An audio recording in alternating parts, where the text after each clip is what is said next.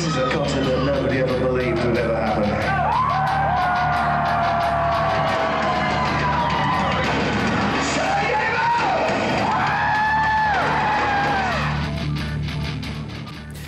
Prije tačno 30 godina Bruce Dickinson glas Iron Maidena učinio je nezamislivo.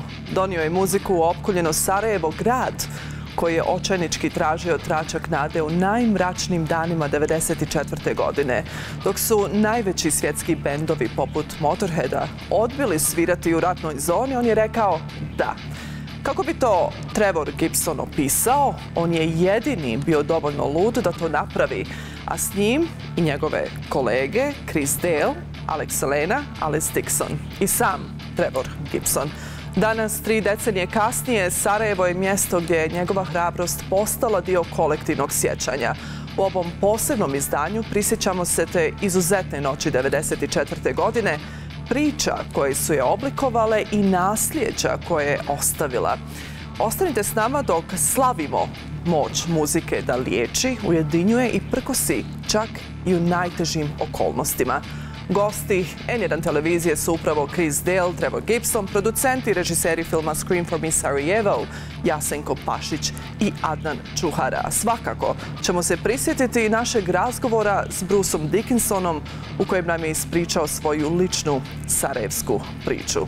Motorhead didn't want to do it, Metallica didn't want to do it. Bruce Dickinson was the only crazy person that wanted to do that. Yeah. I mean, how crazy do you have to be? I'm not sure whether crazy or stupid, you know, but you know, it's just like, didn't you know there was a war? And, yeah, but I mean, who would shoot me? Small price we pay, isn't it? Oh my God. We always do this. But we do every time, don't we? I don't know why we put ourselves I don't know why, through. just stop. Thank you for that.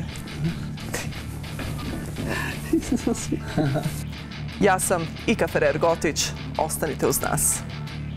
I said, thanks very much, but you know what? We're going to give it a go at getting into Sarajevo. I don't know how we're going to do it, but we'll figure it out.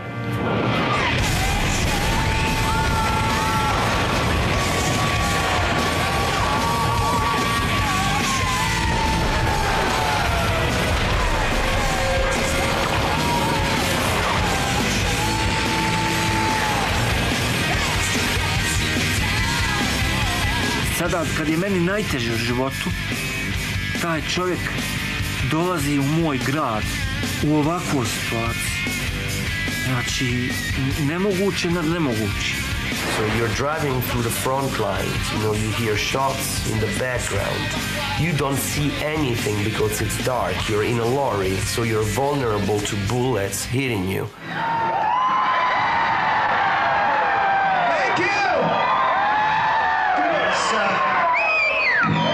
This is a concert that nobody ever believed would ever happen.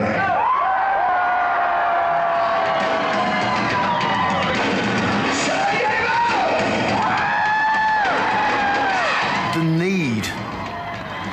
You could have given everything, and you just felt like it wasn't ever going to be enough.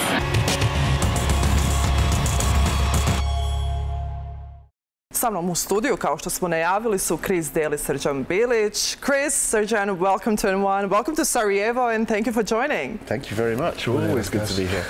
It's so good to see you. Welcome back home, I have to say, Srđan. And Chris, of course, welcome back home too, because you are on our Sarajevo. Like I mean, it feels like that. You're staying with friends. You're not even in a hotel. No. When you stay with friends and you have coffee with your friends, when you're in Sarajevo, you are Sarajevan. Right. Nothing to add to it. Chris, I would like to take you back. I mean, it's been 30 years since the performance. Exactly. Since 30 years. This weekend. This weekend? Yeah. How do you feel about that? I mean, yeah, it's a long time, and do you feel old? Yes. Looking back on it, you know, looking back at how young I looked in the pictures. Yeah. 30 years of something so incredible. Yeah. It gave life to the city under siege in 1994. It was probably the craziest thing that anybody would ever do. And you were one of them who did that. Bruce did that. Can you tell us how it started when you received the call, when he said, hey, we're going to have this gig, but it's going to be in Sarajevo, under siege. What was your reaction? That. How did that happen? Except no, it was Bruce who called me, and he didn't mention the words under siege, although no, he we all just knew said what was happening. And he just said, oh, we've got a gig in Sarajevo, Bosnia. And I obviously asked, but hang on, you can't do that. There's a war, isn't there? And it's all over news. Yeah, exactly, yeah. Although there wasn't up-to-date minute-by-minute things, you know, now you can just look on your phone and see exactly where the front lines are in Ukraine today. We couldn't see that back then. So I kind of thought, it must be a bit quiet. There must be a ceasefire or something. They're not going to invite Bruce Dickinson to a fully active war zone. But of course, no, that's what they did. That's exactly what they did. Yes. It was one of those people who were crazy enough to do something like that, and then, you know, it took a lot of craziness of you as well, and Alex to do the same. And our crew as well, that shouldn't be forgotten. We had 4 crew guys with us, which doesn't usually get mentioned, but they risked their lives as well for putting on the show, you know. Did you have any idea what was waiting for you over here? Did you? No. I mean, like I say, I assumed that they wouldn't invite us if it was fully active, you know. Yeah.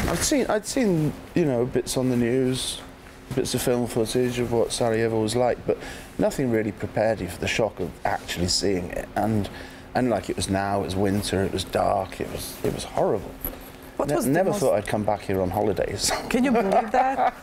And you've been here almost every year. Absolutely, yeah. What was the most shocking thing to you back in '94 when you finally managed to cross the border? Yeah, it was simple things, you know, that I wasn't expecting. Like, I remember seeing people cooking out of the window, and they didn't have any glass in the windows. And that was obviously odd and shocking. And the fact that people were still living in houses that had shell holes in the side of them. Things like that would...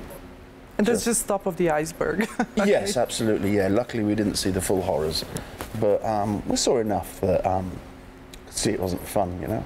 The journey was crazy, right? That was crazy too, yeah. Initially we were told by the UN they would fly us from Split in a helicopter straight into Sarajevo, do the show, straight out again. Everything's fine and safe. And then when we arrived in Split, they said, sorry, the helicopter can't be used. It had been shot down the day before, so it was under repairs. So they said, yeah, you can't go through. And then, of course, as we saw in the film, Bruce got in with the charity lot, the Serious Road Trip, and they drove us in an unarmoured truck over the mountains. You were shot at. Yeah, and even if it wasn't for the gunfire and the landmines and stuff, we were still driving a truck in the middle of the night without the lights on over mountain passes. I mean, just saying that. Even that, you know, without a war on, that would be pretty stupid and dangerous. But yeah, we had the bonus of a war at the same time. We'll come back to that. So, John, I'm gonna go to you. You were a kid during the war, right? Well, actually, my family moved to London in 1992. We got out 29th of April and started a new life in the UK. And yeah, for me, the connection that brought me back here was actually playing heavy metal in London and being a heavy metal musician and meeting Chris on like the pub and the club scene, playing the same clubs. And crossing paths and saying to Chris, oh, you played my hometown, and Chris... That's crazy. Not expecting me to say it was Sarajevo. So, yeah, for me, it's been a journey meeting Chris, and then Chris took me, to Sarajevo to play a concert, which was very special for me 5 years ago, when Bruce Dickinson received his honorary citizenship. Yeah. And when Chris was putting together a band to do the night before, he remembered me, being originally from Sarajevo, and then... Is the obvious choice. Is the only choice. Come on. It's the obvious choice. It makes all the sense. Yeah, absolutely. And, overnight, like, all of a sudden I had, you know, dozens of friends here, just met so many people and musicians and coffee and beer buddies, and since then I've been coming back a lot. And this is your home. This is where you're from. Yeah. But especially, you know, there was never direct flights before, so coming to Sarajevo once, twice a year for a couple of days.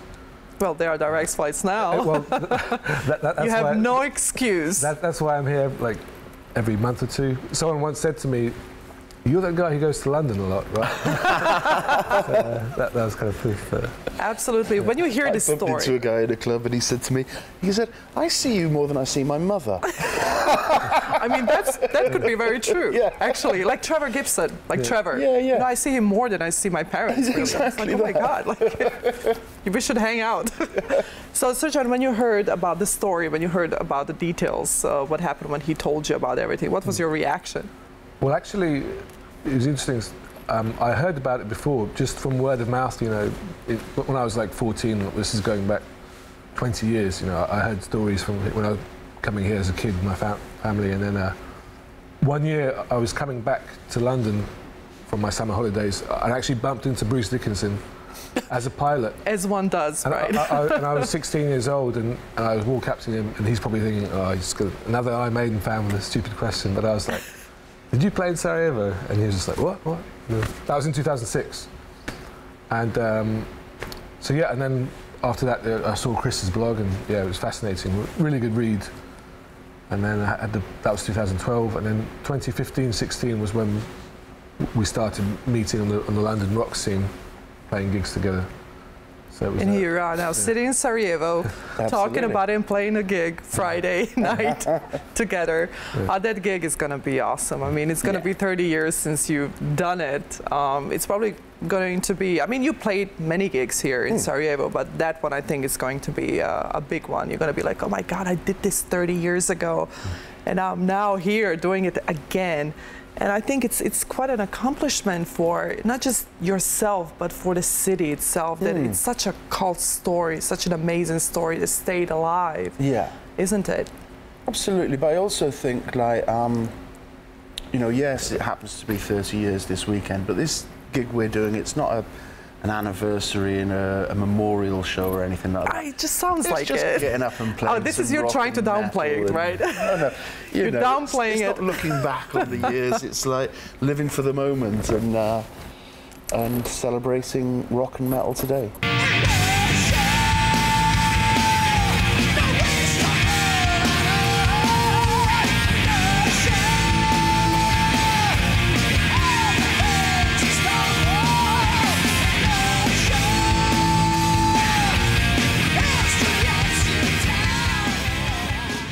You are so drawn to Bosnia. You feel like you belong here. I mean, what is that you say, okay, I need to do this for these guys? No, it's not that so much. It's just, it was when we made the film Screen for Me Sarajevo. I came over and saw the place again in peacetime and saw it being wonderful. It took you years and years again, right? Yeah, I didn't really want to come back, to be honest. But when I did, then it's amazing. And then, of course, see the nightlife and the restaurants, then, of course, make friends, and obviously all the cast and crew in the film, but then met loads of other people. And so, yeah, it feels like home from home. I know so many people and here you're like, now. oh, my God, this is an actual place. It's not, you know, it's different from what I've seen in '94, right? Yeah, oh, yeah, absolutely. It's a world away. It's you made a lot of friends here. Yeah. You made family. So that's what it is now. It's not, you know, indulging in the past. It's just coming over to see some friends and hanging out. Just like coming home to see some friends. To be honest, I'm more likely, if I go out to a random bar in Sarajevo, I'm more likely to bump into someone I know than if I go to a random bar in London. That's Sarajevo to you. That's Sarajevo in a nutshell. But it's such a small place that everyone knows each other. But you are one of us. I mean, I have to say that everyone who not just saw the gig or knows about the gig or saw the movie, you know, when we go out, when we hang out, or even at work, you know, you always pop up in our conversations, you know, and we treat you as family. We treat you as... It feels that way. It really does. Really I feel is. so welcome here. So who are your friends? Where do you usually go when you are in Sarajevo? What do you do? What do you like to do? Is it too personal? No, it's usually just going to the usual bars and clubs in the city centre and having a few drinks. And like I say, can't go anywhere without bumping into someone we know. And Amir, our cameraman here. Oh, look, I happen to know him too. You know, just know everyone in this city, you know. When you walk around, you know everyone you hear. Yeah, I went to Balkan Express last night.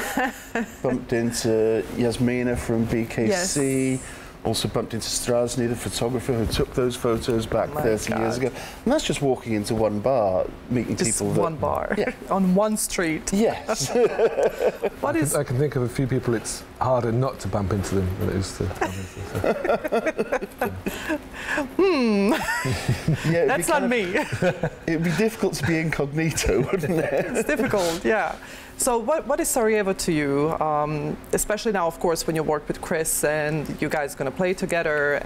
But what is Sarajevo to you? I mean, you've spent your entire life in the UK. You know, coming here, when you said now we do have direct flights. Yeah.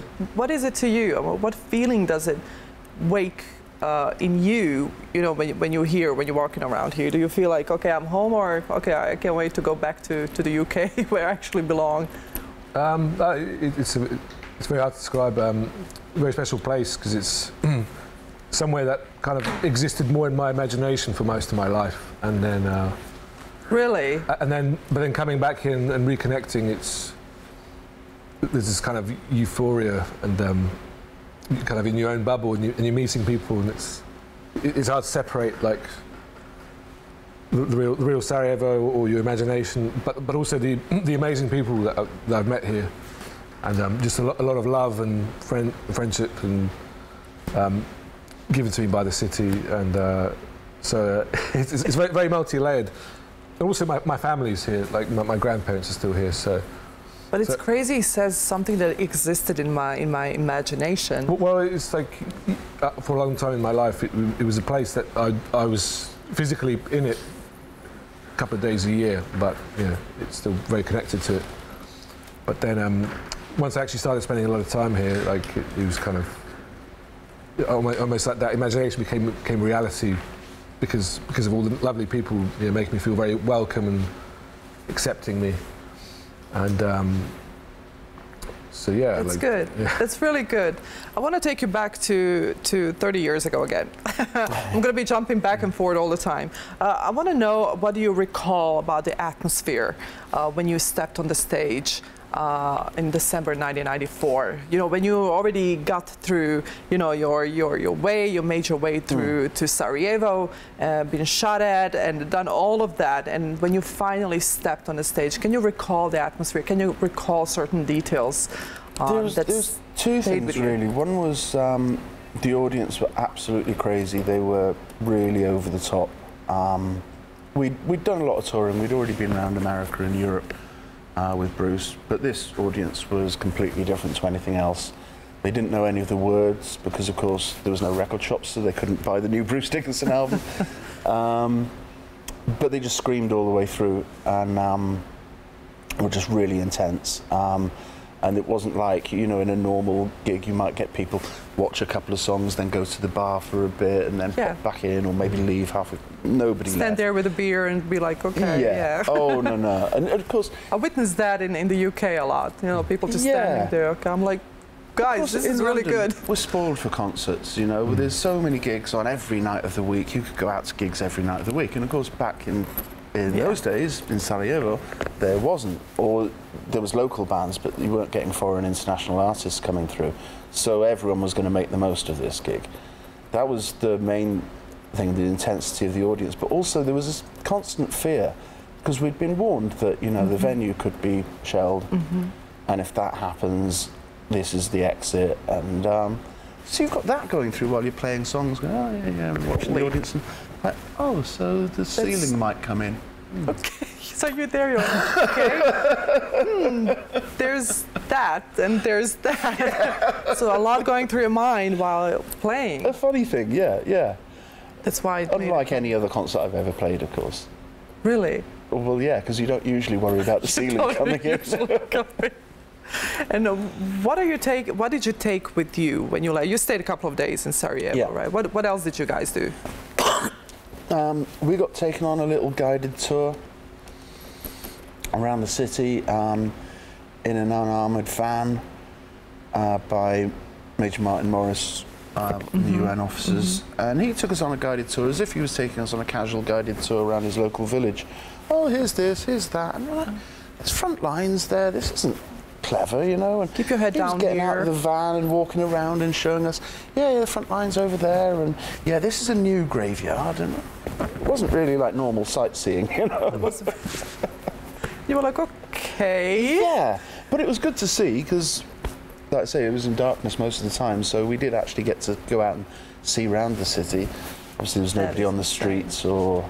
That is insane. And so what did you take with you when you left? What feeling did it leave on you? What impression did you go with? It took a while to process, you know, it was a bit confusing. I started reading a lot of books about the topic and trying to understand what was going on. It sounds odd now, but I felt a lot of guilt. Really? Really? Because you could leave? Is that the thing? Yeah, we could leave, and we couldn't help anyone. And it's only making the film that made me realise we did actually help people.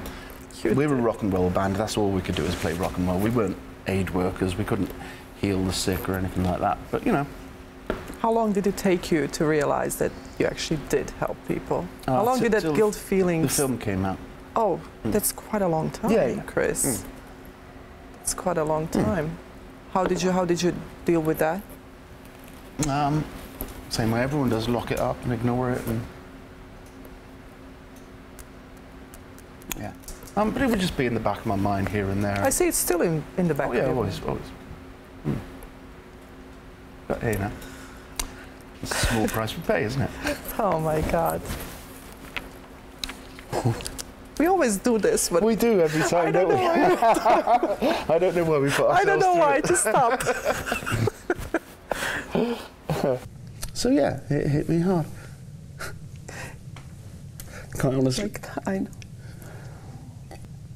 So it was a great thing to do then. Thank you for that. He's so sweet. I want to tell you something. I really love you. I love you as a human. You're such a good human. Thank you. I try to be. No, you really are. Just thank you for sticking around with us. I mean, the rewards have been amazing for me, you know. So, John, when you hear all this, how does it make you feel? Oh, are we live again? We are live again. I think I'll just keep everything. Maybe repeat the question. That's good. When you hear all of this, when you see, I mean, you're younger, and I'm trying to calculate your age because you said 14, and then that's 20 years. I'm 34. 34. I was born in 1990.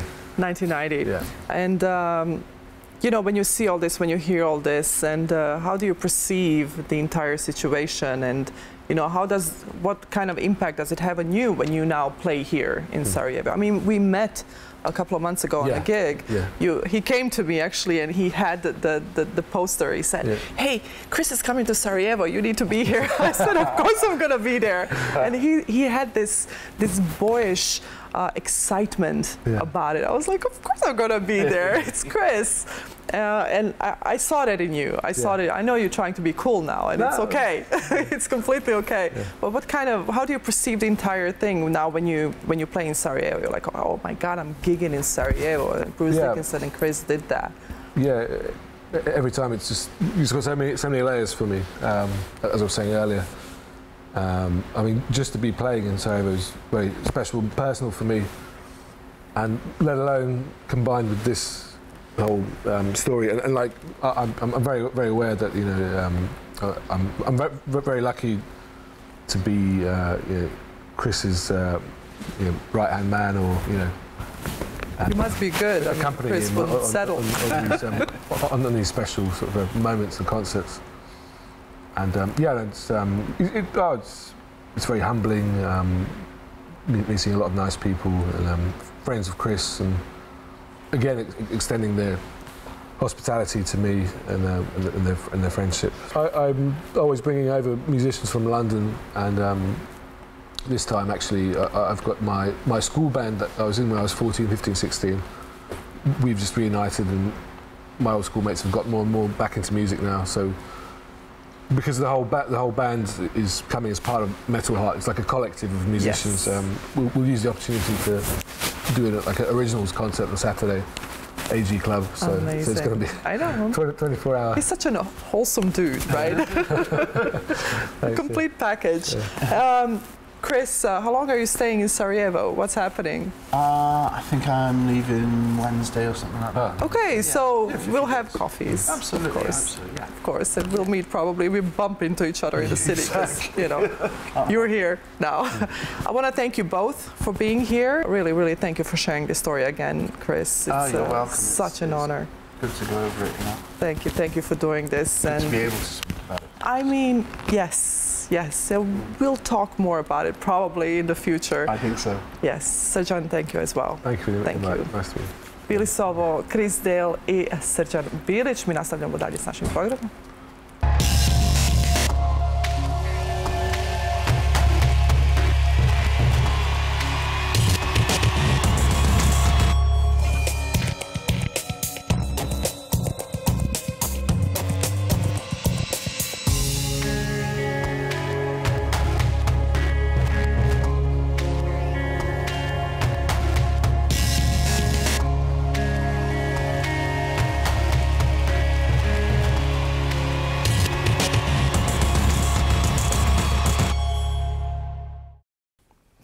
Trevor Gibson, one of the main men behind the Operation Brucea Dickinson in Sarajevo, is joining me from Birmingham, England. Trevor, welcome to N1. Thank you for joining. I'm very sorry you're not in Sarajevo this time around, but we understand. Welcome.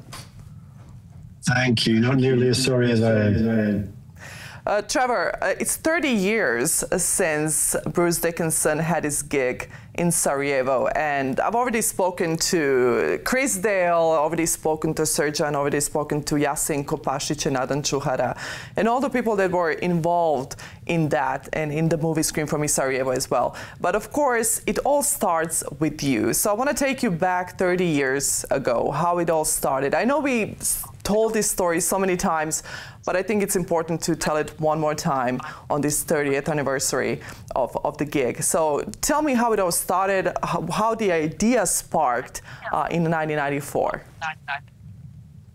Oh, really? It was, as you know, it was about a Rolling Stones CD, which one of the volunteer firemen brought to Sarajevo.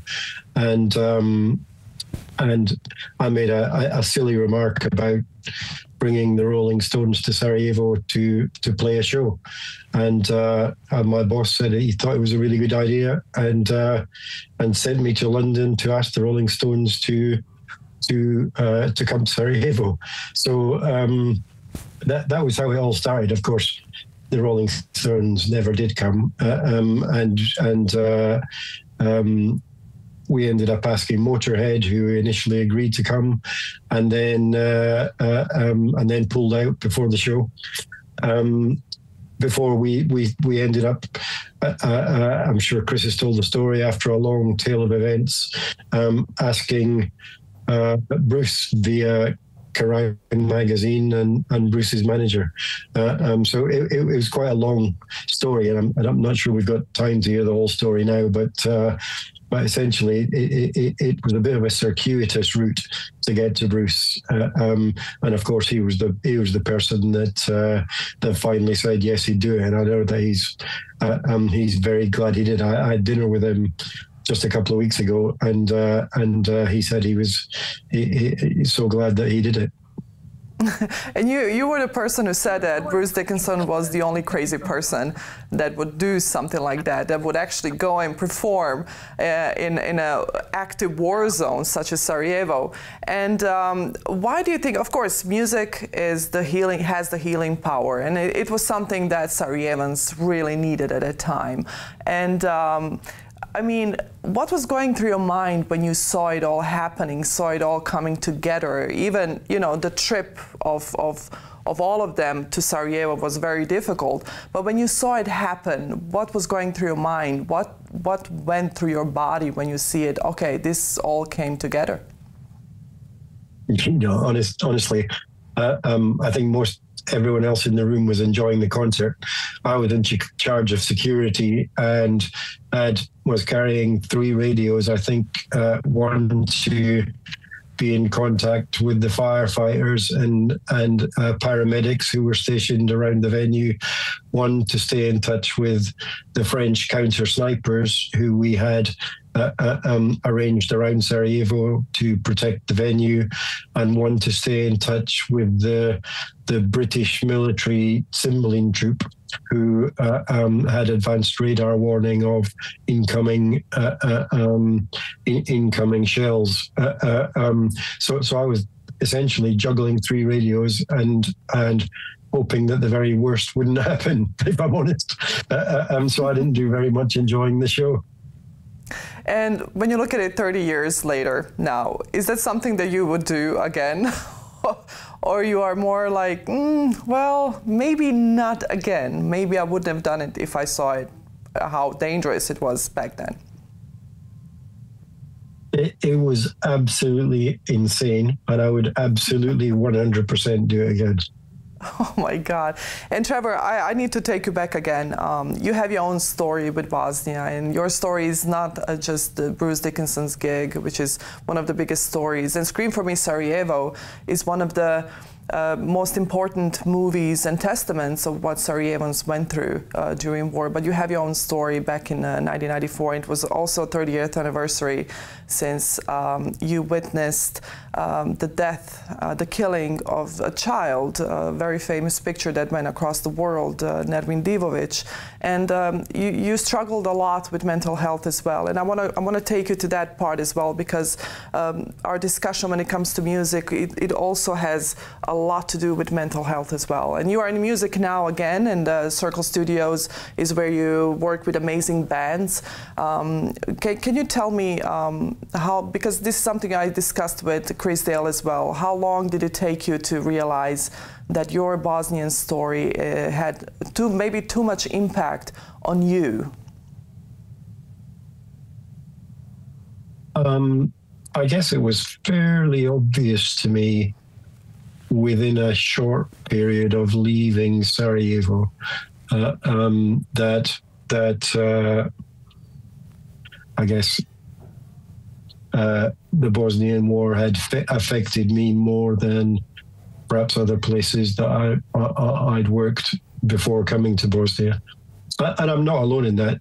I'm still in touch with some of the French team that I worked, Special Forces team that I worked with in Sarajevo, and their team leader, who really has worked in some of the most difficult areas in the world, also says that he's more affected by the Bosnian War than any other. And I think it's because, frankly, as professional soldiers, generally speaking, we deal with professional soldiers on the other side for the most part, and to many of us, it was the first time that we came face to face with civilian suffering in the way that civilians were being targeted in Bosnia and in Sarajevo in particular. And how did you deal with all of that? I hid it away in a box. I knew I had a box of things that I didn't want to think about, and I hid it away in a box. And it really wasn't until we started to make the movie that I confronted the box and realized that it would never go away if I didn't deal with it. We can't wait to see you. I can't wait to see you. We all miss you here. Trevor, I want to thank you for sharing your story one more time, and looking forward to seeing you here. And if not, we'll see each other probably in England and have some drinks. Great. Thanks for talking to me. Thank you, Trevor. Bio je Trevor Gibson, koji je jedan od glavnih pokretača upravo Brucea Dickinsona, koji je prije tačno 30 godina svirao u Sarajevu pod opsadom. Mi nastavljamo dalje s našim programom. Ostanite uz nas. Bruce, Martin Morris, over in Sarajevo. Fancy popping across and doing a concert? And Bruce, being a guy with initiative, I started asking other people at the airport, so how bad is it? What's going on there? How can we get there? Is there a way? So I got the boarding passes together, and I said, Colonel Green, I said, thanks very much, but you know what? We're going to give it a go at getting into Sarajevo. I don't know how we're going to do it, but We'll figure it out.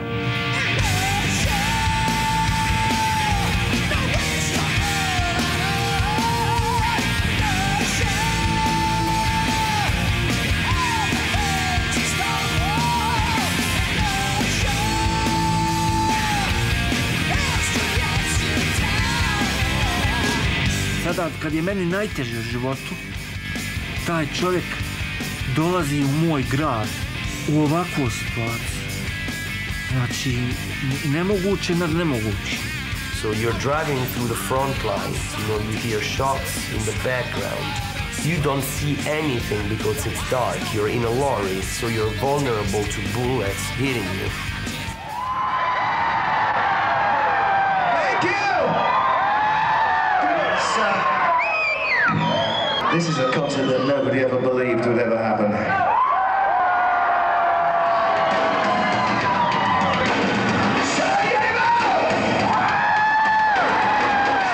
The need. You could have given everything, and you just felt like it wasn't ever going to be enough.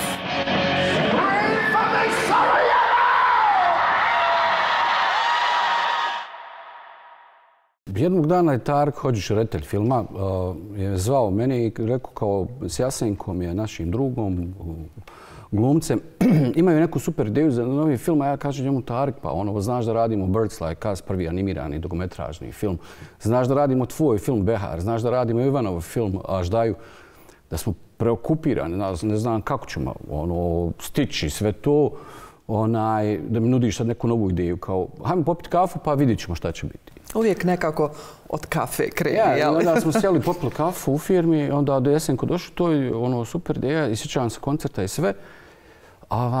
I ja rekao, okej, da razmislim malo. I prošlo je, ne znam, više smo još jedno snimanje za Behar, u Srebrenicu smo snimali taj dio filma. I vratio sam se, jedan moj kolega me zovnuo da mi nešto oko drugog posla, nešto da smo popričamo, popijemo kafu i na izlazu iz njegove kancelarije kaže, dobio sam jednu fotografiju, moram ti je pokazati.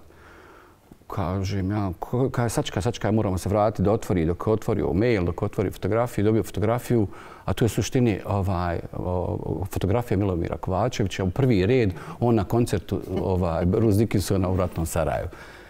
I ja njemu kažem, okej, rekao moram jedan poziv obaviti i nazovem Tarke, kažem, snimamo film, idemo praviti film. Kaj Tarke siguran 100%, rekao idemo praviti film. Sve obaveze nije bilo. Šta je bilo kao tu, rekao imam jedan šaret, rekao to idemo praviti film. Super je da se sad priča kako je to legendarni koncert. Da. I kao koncert kojeg se svi sjećaju, koncert o kojem svi pričaju, a nekako činjenica je da do filma se malo znalo da je taj koncert se desio i postojao i meni je to jedan od trijumfa tog našeg skoro 5-godišnjeg rada na filmu, jer to je jedan od ciljeva bio da se nekako sazna da se to dogodilo, jer se stvarno, kako kažeš, nije znalo. Mnogo ljudi nije znalo. Meni je Feđa Štukan na akademiji, nekad možda dvije ili druge, treće, rekao da je pjevao, da je nastupio kao predgrupa Brucea Dickinsona.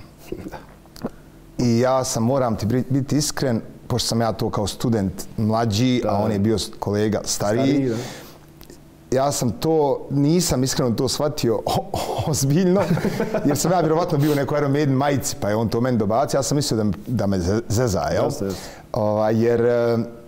Jer je Feđa je taj frajer, šega šala i stvarno uvijek bio dobar drug, super smo se družili i tek sam ja u stvari zvanično saznao nekako da sam to sam sebi poredao je kad je Chris napisao na Metal Talku, na blogu je napisao ta sjećanja iz Sarajeva. Tako je, to se zvalo kao prvi dio sjećanja iz Sarajeva i ja sam to tad pročitao i u suštini na to prvo čitanje prvog dijela se rodila ta ideja da bi od tog trebao napraviti, da bi se trebao napraviti film od te priče, jer znaš onu priču da su sve priče ispričane, ali evo ova stvarno nije. Zaista neispričana priča. Vrlo. I kako stupaš kontakt onda sa Chris Daleom, ko je tu još bio Alex? Tako je, ja sam tad, to je 2000. Kako si došao do njih uopšte? To je 2012. Ja uopšte ne znam u stvari, jel tad, jesu bili Facebooci ili mailovi ili šta je, bili su neki komentari Ja sam njih pitao, u stvari, prvo da li je okej da dam nekome da prevede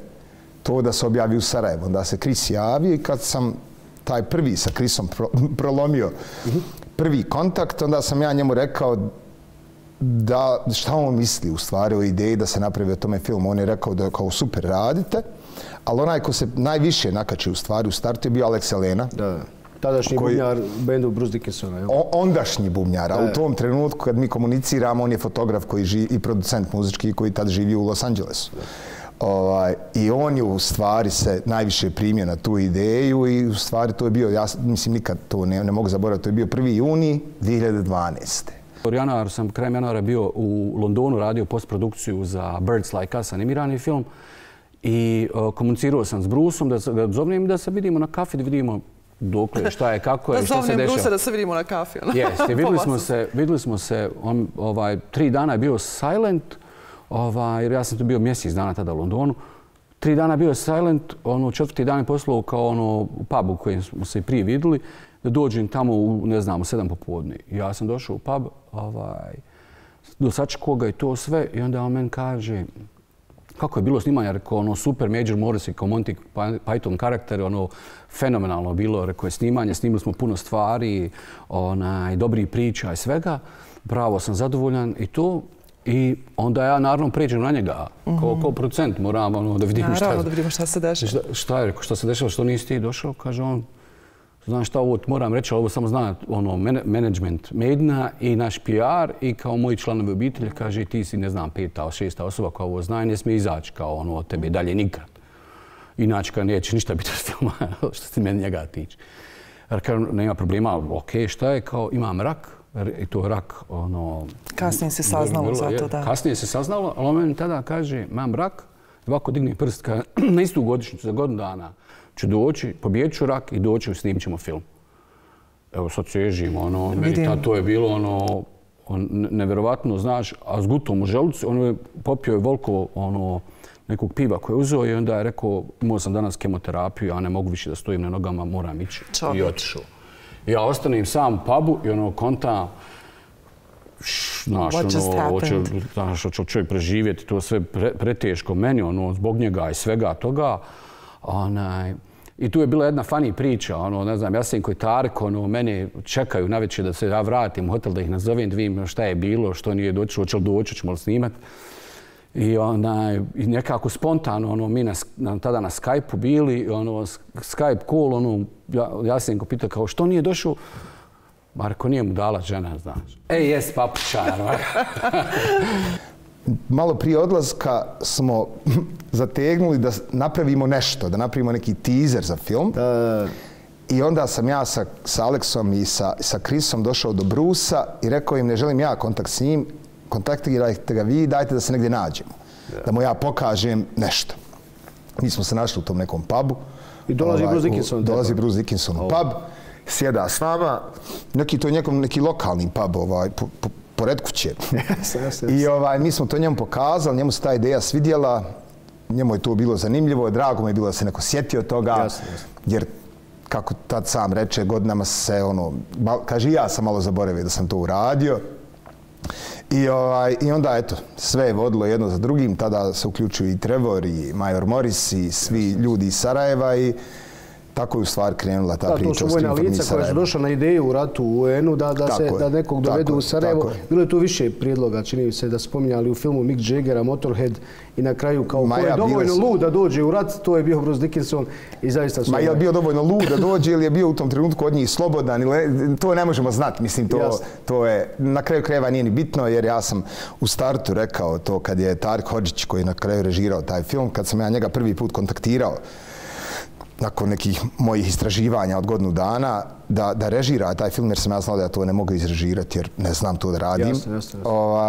Ja sam njemu rekao da želim da pravimo film o opsadi Sarajeva i da želim da pravim film ni o Bruceu, ni o metalu, ni o Sarajevu, ni o ratu. Želim da pravim film o tih 17-18 ljudi koji su u filmu i želim da glavni lik bude grad Sarajevo.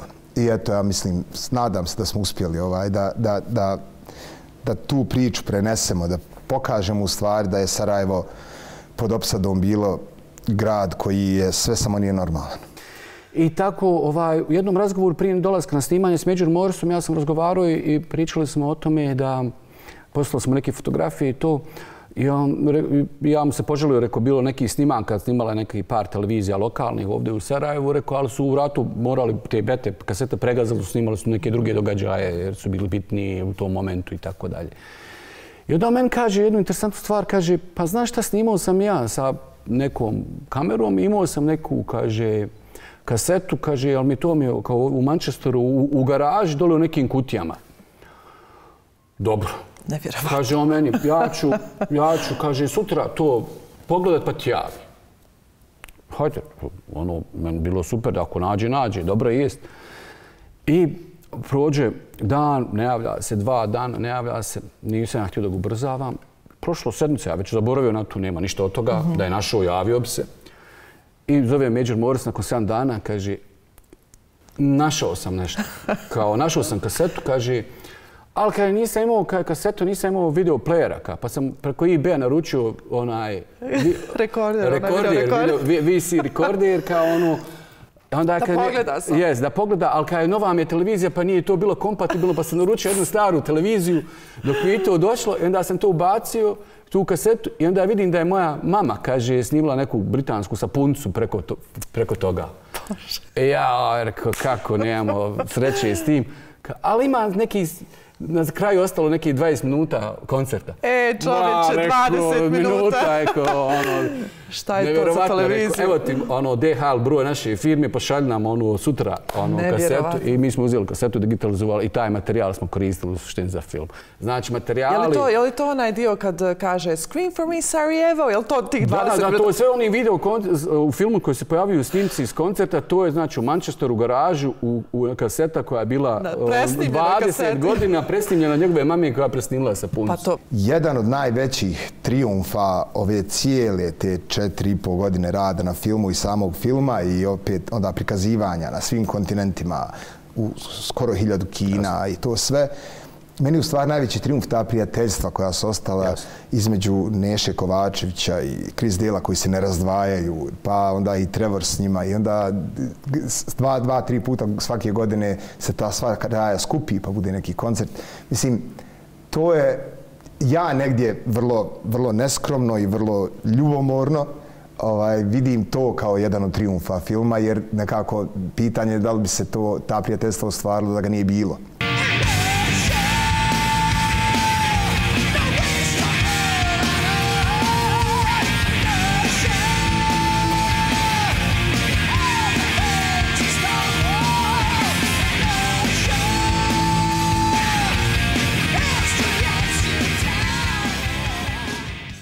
Mr. Dickinson, welcome to Sarajevo. That's fantastic. That's the 3rd time you can say that to me. 3rd time? Yeah. For the charm. Yeah, well, the first time was in 1994 when we got off the back of the truck, and then all these military guys said, "Welcome to Sarajevo." We went, "Oh, okay." All right, where are we? No electricity, heavy shelling, active war. And now, thank God, you know, we came in on this new road. I'm like, wow, look at all these roads. You know, the last time I came in, we drove over a 7,000-foot mountain, people shooting at us in the back of a truck. You know, it's crazy. It's a totally different time now, right? Yeah, it is. And does it feel for you like it's different in a way that, oh my God, it's happening, something's happening here? Well, yeah, I mean, you can feel it, the vibe in the city. I mean, but there was always that sense that Sarajevo is a kind of special place. It really is.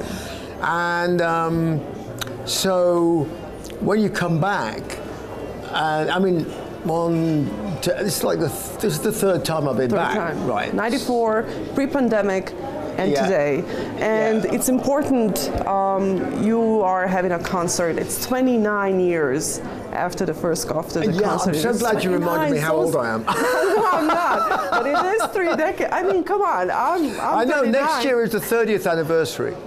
Of the documentary. Well, of the whole thing, but also of the amazing documentary that Adnan made. I mean, and it was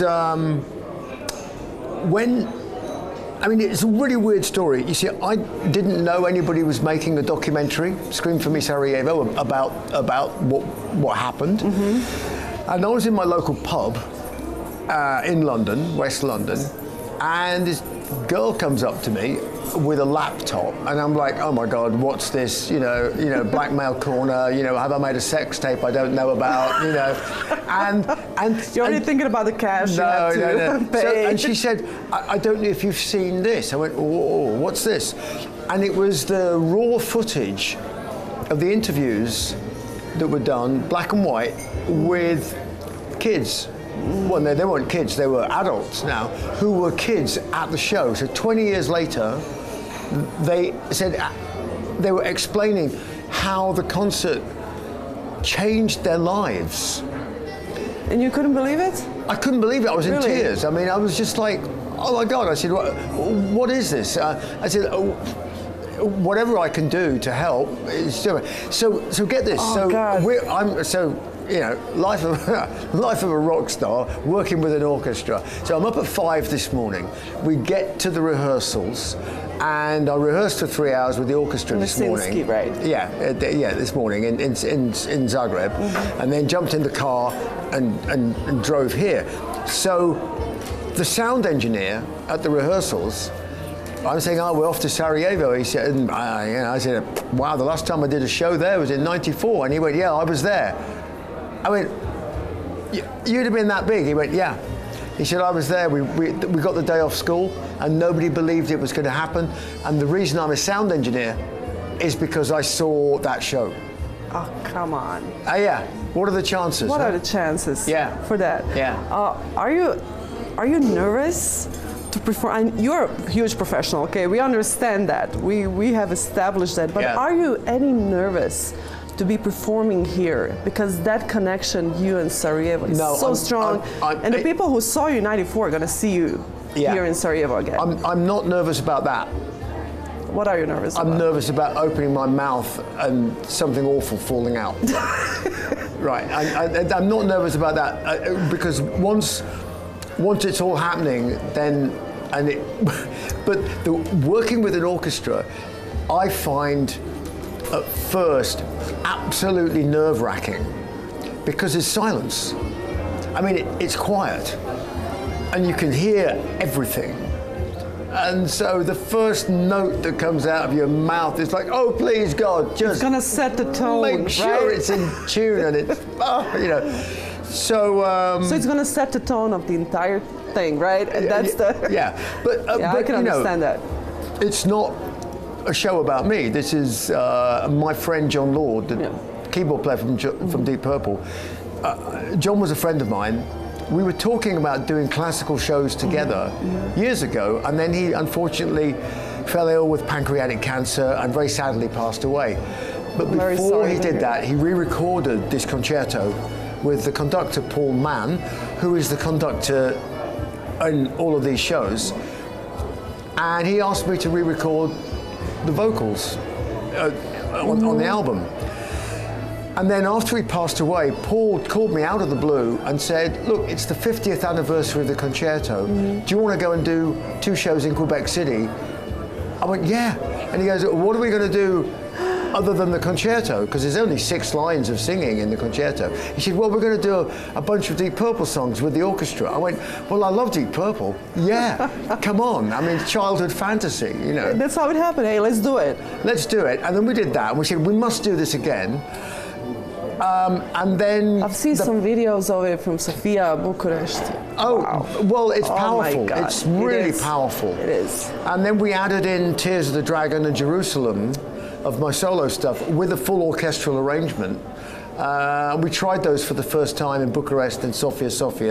So we've done them a whole 3 times to an audience. That's going to hit home here in Sarajevo. Well, Tears of the Dragon, I think, is going to bring the house down, you know. It is. Which is unfortunate, because it's like we've got another 45 minutes after that. After that, how are we going to bring everybody up? No. Trust me. Save it for last. Trust maybe me. that. No. It works. It works great, but it's a very, very emotional, cathartic thing that we're doing here with the orchestra. Not just because it's Sarajevo, but just because it's it's an homage to a friend of ours, you know, who composed all this stuff, and he's sitting there on a cloud watching, you know, going ha ha ha. You're making me proud. Yeah, we hope so. There's one thing that I always wanted to ask you. I never had a chance. This is the first time I'm speaking to you, and such an honor, really. I was 10 when that concert happened in Bosnia. I was a refugee. I couldn't believe it myself. You nearly came back. No. I came back. I came back 12 years ago and started learning about how much impact that left on people here. And I was too taken away because I said, who would be that crazy to come to Sarajevo to perform under siege on the shelling? Oh, it's a full active war. And Trevor Gibson, our friend, common friend, I love him. I love Trevor. He said, you know, Motorhead didn't want to do it, Metallica didn't want to do it. Bruce Dickinson was the only crazy person that wanted to do that.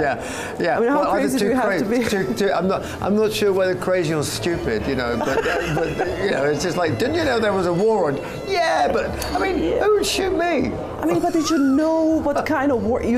Were you aware? Were you informed well, or was it? We were. Or was it whole? We were semi-informed, and then when we got to Split, and then we realised this is the real deal, because we got a very informative briefing from a military guy who said, okay, this is what is going on today. These are all the people that have been killed, blown up, murdered, whatever, today, and this is going to go on here. And we went, oh. And that's where we're going, right? How, we don't know, but that's the idea. We were promised there were helicopters and flak jackets, and then none of it happened. So we drove in over the top of Mount Igman. I mean, I didn't know if people were shooting at us or just shooting at things in general, but anyway, we had no protection, no escort, nothing. It was crazy stuff. It was crazy stuff. Yeah. What would you say to this young man today if somebody told him, if you knew now what you didn't know then, what would you tell him now? I'd do it all again and say it was worth it. It was worth it. Yeah. Thank you so much. Yeah. Thank you so much. I hope you enjoy Sarajevo. We are going to enjoy your concert. This is your home. I hope you know that. Well, I brought my fiancée is coming. She's never been here before. She's French, and I said, and I was coming in. I was hoping. She's coming in. I was going to be able to say, okay, so here's Proletarsk Brigada, and blah blah blah. But no, we came in a different way and everything. But I'm hoping she's going to get some time to see the city, and not just the bad bits, but to see the wonderful bits of Sarajevo. What is the most wonderful bit for you of Sarajevo before we finish? You know what? I like wandering around drinking coffee. Coffee culture. What can you say? You're in the middle of this lovely. It's a great city to walk around, and there's so much crazy stuff that happened here. History. Unfortunately, the First World War started here. But even that was just like a bad dream. It's like an accident. Well, it was an accident. You know, it was an accident. It was a complete accident.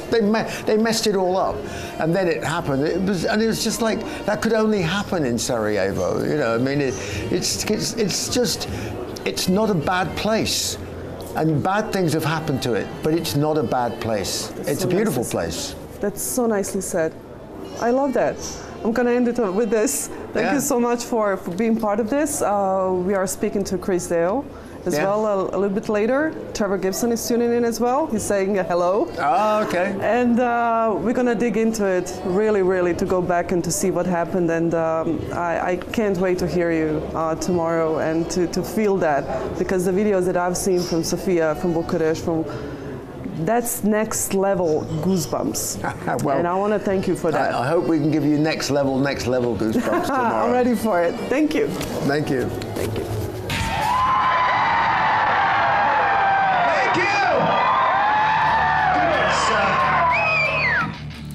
Priča Brucea Dickinsona i njegovog koncerta 1994. godine podsjetnik je na to koliko muzika ima snagu da inspiriše, poveže, pruži nadu čak i usred rata.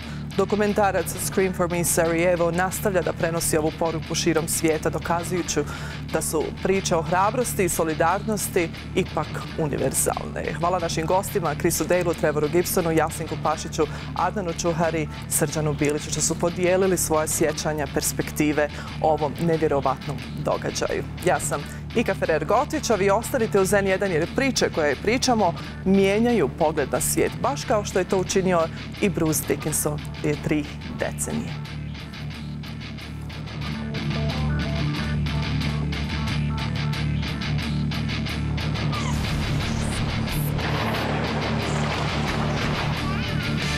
This is a concert that nobody ever believed would ever happen.